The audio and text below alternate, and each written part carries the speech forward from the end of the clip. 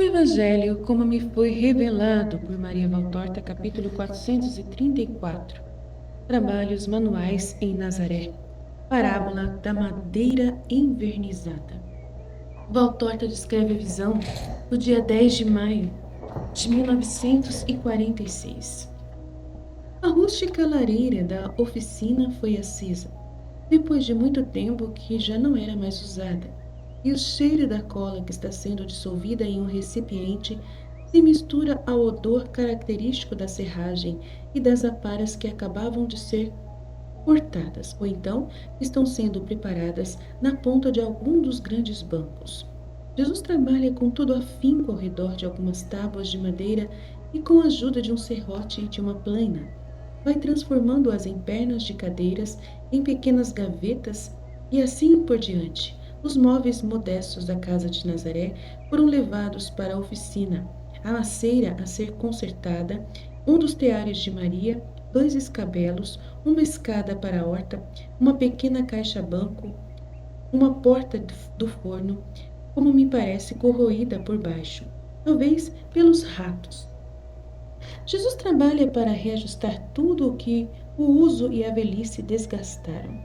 Tomé, por sua vez, com todo um pequeno arsenal de ferramentas miúdas de ourives, e certamente tirou de uma sacola que está sobre a sua pequena cama, ao lado daquela de Zelotes, ao pé da parede, está trabalhando com grande agilidade de mãos, lidando com umas lâminas de prata, e a batida do seu martelinho sob o buril que produz um som de prata se mistura com o forte rumor das ferramentas de trabalho usadas por Jesus. De vez em quando trocam algumas palavras e Tomé fica muito feliz por estar ali com o mestre e em seu trabalho de ourives. E de fato ele o diz. E nas pausas do diálogo o mostra sobeando entre os dentes, baixinho, muito baixinho, de vez em quando levanta os olhos e fica pensando, olhando absorto para a parede enfumaçada do salão. Jesus nota isso e diz: Estás buscando inspiração naquela parede preta, Tomé? Na verdade, foi assim que ela foi ficando durante o longo trabalho de um justo. Mas não me parece que não possa servir de motivo de inspiração para um ourives. Não, mestre, de fato, um ourives não pode fazer ficar nova com o metal a poesia da santa pobreza, mas pode, com o seu metal, reproduzir coisas belas da natureza, enobrecendo assim o ouro e a prata, criando de novo com eles as flores e as folhas que estão no universo. Eu estou pensando naquelas flores, naquelas folhas, e para lembrar-me exatamente do aspecto delas, eu as fico olhando assim, com os olhos voltados para a parede, mas na realidade estou vendo os bosques e prados da nossa pátria, as folhas leves, as flores que parecem os cálices ou estrelas, a maneira como se apresentam os caules e as ramagens. És um poeta, então, que canta com o metal e que com outro canta com suas tintas sobre o pergaminho. Sim, de fato, o Ourives é um poeta que escreve com o metal as belezas da natureza. Mas a nossa obra, que é de arte e bela, nem se aproxima da tua humilde santa, porque a nossa serve à vaidade dos ricos, enquanto que a tua serve à santidade da casa e para a utilidade do pobre. Falaste bem, Tomé. Diz Zelotes, e acabara de aparecer a soleira que está ao lado da porta, com sua veste sungada, com as mangas arregaçadas, um velho avental na frente e uma vasilha com verniz na mão. Jesus e o Tomé se viram, sorrindo, para olhar o quadro. E Tomé responde: Sim, eu falei bem, mas eu quero que, pelo menos uma só vez, o trabalho de ourives serve para adornar uma coisa boa e santa. É um segredo meu. E é tão persistente em mim esse desejo que, desde quando estivemos em Ramá, eu trago nas costas. Ah, tá, é ele mesmo que fala, é porque tá na frente aqui. Ah, é um segredo meu e é tão persistente em mim esse desejo que desde quando estivemos em Ramá eu trago nas costas uma pequena bagagem de ourives esperando este momento. E o teu trabalho, Simão? Eu não sou um artífice perfeito, Tomé. É a primeira vez que eu tenho um pincel na mão e as minhas tintas são desiguais, ainda que eu me empenhe com toda a minha boa vontade. Por isso eu comecei pelas partes mais humildes, para dar a primeira mão, e te garanto que a minha imperícia chegou a fazer a menina rir-se com gosto. Mas eu estou contente por isso, ela renasce para uma vida serena a cada hora, e que se quer para anularmos o passado, é torná-la cada vez mais nova para ti, mestre. Mas talvez Valéria não cederá. Diz Tomé. Ó, que achas que ela lhe importe de tê-lo, não? Se ela tinha, era mais para deixá-la perdida no mundo, e certamente bom seria que a menina fosse salva para sempre e completamente, sobretudo em seu espírito, não é verdade, mestre? É verdade. É preciso rezar muito para isso. A criatura é simples e boa realmente. E educada, na verdade, poderia fazer muito bem. Ela está instintivamente inclinada para a luz. Sem dúvida, ela não encontra conforto nesta terra e a procura no céu, pobrezinha.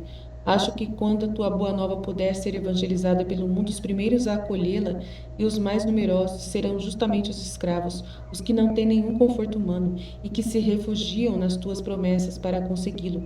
E eu digo que se a mim tocar mesmo a honra de pregar a respeito de ti, terei um especial amor para com estes infelizes. E farás bem, Tomé, diz Jesus. Sim, mas como te aproximarás dele?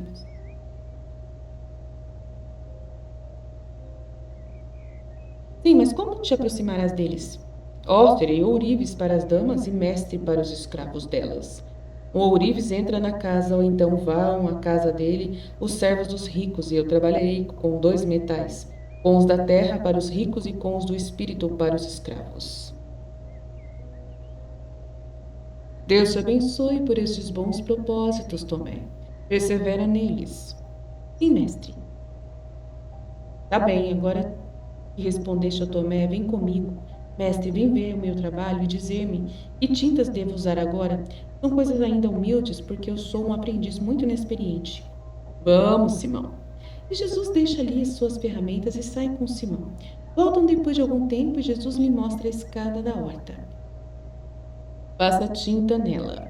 O verniz torna também impermeável a madeira e a conserva mais tempo, além de torná-la mais bonita. É como a defesa e o embelezamento das virtudes do coração humano.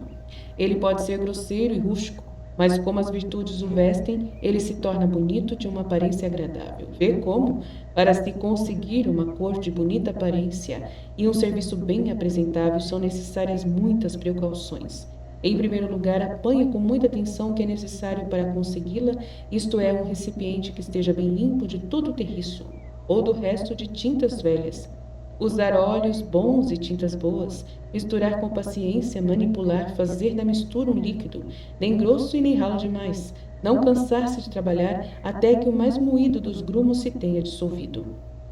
Tendo feito isso, tomar um pincel que não esteja perdendo os pelos, nem os tenha excessivamente duros nem macios demais, que esteja bem limpo de qualquer outra tinta usada anteriormente, e antes de aplicar o verniz, limpar a madeira de todas as asperezas, de velhos vernizes descascados do barro e de tudo com a mão firme para ir sempre em uma direção, estender com paciência, com muita paciência a tinta. Depois, numa mesma tábua encontram-se resistências diferentes. Em uma que tem nós, por exemplo, a tinta fica lisa, é verdade, mas adere mal, como se a superfície da madeira naquele ponto a estivesse rejeitando. E também vice-versa. Sobre as partes macias da madeira, a tinta adere logo, mas as partes macias geralmente são pouco lisas e então podem até formar-se vesículas ou riscos. É nesse caso que se conserta com mão firme uma força regulada e constante, ao estender-se a tinta. Depois há nos móveis velhos as partes novas, como essa escadinha, por exemplo. E para não se dar que pensar que a pobre escadinha foi feita atabolhadamente, ou que já está muito velha, é preciso fazer que tanto o degrau novo como os antigos fiquem iguais. Eis aí, é assim. Jesus, inclinado aos pés da escada, fala e trabalha ao mesmo tempo. Tomé, que deixou seus buris e foi para perto a fim de ver, pergunta: Por que começaste por baixo em vez de por cima? Não era melhor fazer do modo inverso? Pareceria melhor, mas não é. Porque a parte de baixo é a mais estragada e mais sujeita a estragar-se por estar apoiada na terra. Por isso, ela deve levar mais mãos. Uma primeira mão, depois uma segunda e uma terceira, se for preciso, para não se ficar parado, esperando que a de baixo enxugue. A fim de ficar pronto para uma nova mão, passa-a primeiro no alto e depois na parte do meio da escada. Mas fazendo assim, podemos sujar a roupa e estragar o trabalho feito antes. Com habilidade não nos sujamos e nem se estraga nada. Estás vendo? É assim que se faz. Arrepanha-se a roupa e fica-se afastado, não pelo medo de sujar-se, mas para que não se tire o que se pôs antes. E Jesus, estendendo os braços, inverniza a parte do alto da escada e continua a falar. Assim que se faz com as almas. Eu disse no começo que a tinta é como um embelezamento das virtudes sobre os corações humanos. Embelezamento e preservação da madeira com os carunchos, as chuvas, o calor do sol. Ai do dono de casa que não cuida das coisas envernizadas e deixa que se estraguem. Quando se vê que a madeira vai perdendo seu verniz, é preciso não perder tempo e pô-lo de novo. É preciso restaurar o verniz. Também as virtudes que receberam um primeiro impulso para a santidade podem perecer ou desaparecer completamente. Se o dono da casa não vigiar e a carne e o espírito que ficaram nus, entregues às intempéries e aos parasitas, isto é, às paixões e dissipações, podem ser por elas assaltados, perder as vestes que os tornam belos e acabar tornando-se bons somente para o fogo. Por isso, seja em nós ou naqueles que amamos como nossos discípulos, quando se notam as rachaduras do esmaecimento nas virtudes postas em defesa do nosso eu, é preciso tomar logo providências, por meio de um trabalho assíduo e paciente até o fim da vida, para que se possa adormecer ou morrer com uma carne e um espírito dignos de ressurreição gloriosa. E para que as virtudes sejam verdadeiramente boas, é preciso iniciá-las com a intenção pura, corajosa, que tira todos os detritos, todo o terriço, e trabalhar para não deixar imperfeições na formação da virtude, e depois assumir um comportamento nem duro nem indulgente demais, porque tanto a intransigência como a excessiva indulgência são nocivas. E o pincel, que é a vontade, esteja limpo das humanidades passadas, que poderiam listrar com cores diferentes a tinta espiritual. Ao esfregá-la com coisas materiais, e prepararam-se a si mesmos e aos outros com atividades oportunas, cansativas, é verdade, mas necessárias para expurgar o velho eu de toda a lepra antiga, a fim de conservá-lo limpo para receber a virtude, pois não se pode misturar o que é velho com o que é novo. Depois disso, que se comece o trabalho com ordem, com reflexão. Não ficar pulando para lá e para cá sem um motivo sério. Não ir numa hora para um rumo e na outra hora para outro. É verdade que nos cansaríamos menos, mas o verniz ficaria irregular. É assim que acontece com as almas desordenadas. Elas apresentam pontos perfeitos e depois ao lado deles há coisas torcidas e coisas diferentes. É preciso insistir sobre os pontos que resistem à tinta, sobre os nós, as maranhas da matéria ou das paixões desregradas. Mortificados sim pela vontade que, semelhante a uma plana, os lixou com muito trabalho, mas eles continuam com o nó que foi cortado, mas não destruído e que continua a oferecer resistência. E nos enganam às vezes, parecendo já bem revestidos de virtudes, enquanto que essa não passa de um leve véu que bem depressa cai. Cuidado com os nós das concupiscências. Fazei que a virtude seja repetidamente exercitada neles, para que eles não tornem a florescer e deturpem o novo eu. E sobre as partes moles, sobre as concupiscências muito fáceis demais para receberem a tinta, mas para receber com elas querem com vesículas e riscos. Nesse caso, lixar e tornar a lixar com a cola de peixe própria para lixar. Lixar ainda mais para poder dar um ou mais mãos de verniz, para que estas partes fiquem bem lisas como um esmalte compacto, e atentos para não sobrecarregar. Um excesso de pretensões nas virtudes, o que faz é que a criatura se rebele, fique agitada e se descontrole logo ao primeiro choque. Não, nem muito nem tão pouco. Uma justa medida em sua própria formação de criaturas feitas de carne e alma. E se, como na maior parte dos casos, pois o caso das áureas são exceções e não regras, há partes novas misturadas com as antigas e também as têm os israelitas, e de Moisés passam para o Cristo, e os pagãos com seu mosaico de crenças que não poderão ser canceladas de repente, pois aflorarão depois em nostalgias e lembranças. Pelo menos nas coisas mais puras, e nesse caso se requer ainda mais vigilância e tanto tato, vigilância e tato, e insistência, até que o velho se tenha tornado homogêneo ao novo, usando das coisas pré-existentes para completar as novas virtudes. Por exemplo, nos romanos há muito espírito patriótico e com coragem viril. São quase uns mitos essas duas coisas. Pois bem, não queirás destruí-las, mas inculcai um espírito novo ao espírito patriótico, isto é, o espírito de tornar Roma também espiritualmente grande, como centro do cristianismo, e fazer uso da virilidade romana para tornar fortes na fé os que são fortes na batalha. Um outro exemplo, Áurea, a repugnância por uma revelação a leva a amar o que é puro e a odiar o que é impuro. Pois bem, usai dessas duas coisas para levá-la à perfeita pureza, odiando a corrupção como se ela fosse aquele romano brutal. Estais compreendendo? E dos costumes fazei meios de penetração. Não destruais brutalmente. Vós não terias imediatamente com que edificar, mas substituí pouco a pouco, que não deve continuar em um convertido, com caridade, paciência e tenacidade. E visto que a matéria, especialmente entre os pagãos, já tem uma inclinação que os leva para isso, mesmo depois que eles se convertem, ficarão eles sempre apoiados no mundo pagão, pois estarão vivendo nele. Insisti muito para que se livrem da carnalidade. Atrás da sensualidade penetra tudo mais. Vigiai as sensualidades exasperadas dos pagãos e confessemo-lo muito vivo também entre nós. E quando virdes que o contato com o mundo está trincado verniz preservativo, não continueis a pintar por cima dele, mas preocupai-vos com a parte de baixo e mantende o equilíbrio sobre o espírito e a carne, o alto e o baixo.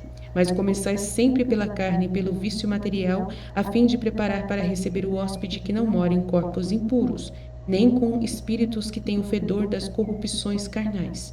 Estais entendendo? E não tenhais medo de corromper-vos, tocando com vossas vestes as partes baixas materiais, daqueles de cujo espírito cuidais, com prudência, a fim de não servirdes para a ruína, em vez de para a edificação.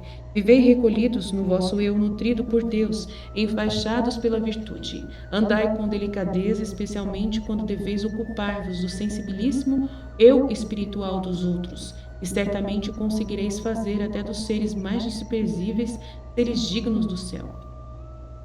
Bela parábola nos contaste, eu vou escrevê-la para Margisian, diz os Zelotes. E para mim, que estou ainda toda para ser feita bela para o Senhor, diz lentamente, procurando as palavras, Áurea, que está de pés descalços e faz pouco tempo está na soleira do portão da horta. Ó Áurea, tu nos estavas escutando? Diz Jesus. Eu estava te escutando, é tão bonito, será que eu fiz mal? Não, menina. Há tempo que estás aqui? Não, é pena que eu não saiba o que disseste antes. Tua mãe me mandou dizer-te que é hora de refeição. O pão está para ser tirado do forno. Eu já aprendi a fazer isso, que bonito! E já aprendi a alvejar os tecidos. E a respeito do pão e do tecido, tua mãe me fez duas outras parábolas. Ah, sim? E que foi que ela te disse? Eu sou como uma farinha ainda na peneira, mas que a tua bondade está me apurando, e que a tua graça vai me formando e o teu apostolado me aperfeiçoa. O teu amor me cozinha e da farinha feia misturada com tanto farelo acabarei sem me deixar formar por ti. Se me deixar formar por ti sendo uma farinha para hóstias, uma farinha e pão para o sacrifício e um pão bom para o altar. E sobre o tecido que estava escuro, engordurado, áspero, e que depois de ter sido lavado com tanta erva, borite, de ter sido esfregado e ficado limpo e macio, agora o sol lhe mandará os seus raios, e ele se tornará branco. E disse que assim o sol de Deus fará comigo, e eu estarei sempre sob os raios do sol, aceitarei sempre ser lavada, e também aceitarei as mortificações, para tornar-me digna do Rei dos Reis, de ti, meu Senhor. Que coisas bonitas eu estou aprendendo. Parece-me um sonho, que beleza. Tudo aqui é bonito. Não me mandes embora, Senhor. Não irias ficar contente com Mirta e a Noemi? Eu preferiria aqui, contudo, também com elas. Mas com romanos, não, Senhor. Reza, menina, de Jesus, pousando sua mão sobre os cabelos louros cor de mel. Já aprendestes a rezar? Oh, sim, é bonito dizer Pai meu e pensar no céu, mas a vontade de Deus me faz um pouco de medo, porque não sei se Deus quer o que eu quero. Deus sempre quer o teu bem. Sim, tu o dizes, então não tenho medo. Percebo que ficarei em Israel para conhecer sempre este meu Pai e para ser a primeira discípula das Galhas, ó meu Senhor. A tua fé será atendida porque é boa. Vamos. E saem todos indo lavar-se no pequeno tanque abaixo da mina, enquanto Áurea vai correndo depressa para Maria. Ouvem-se as duas vozes femininas desembaraçadas quanto à palavra, aquela de Maria hesitante, como a de quem fica procurando as palavras.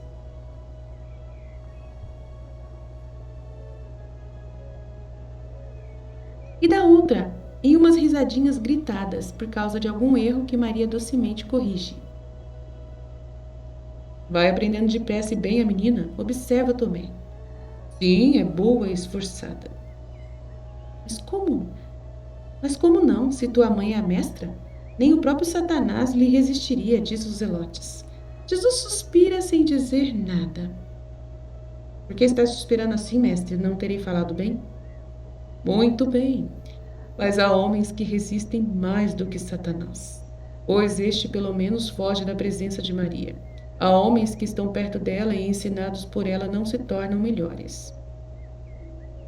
Mas nós não, não é, mestre? Diz Tomé.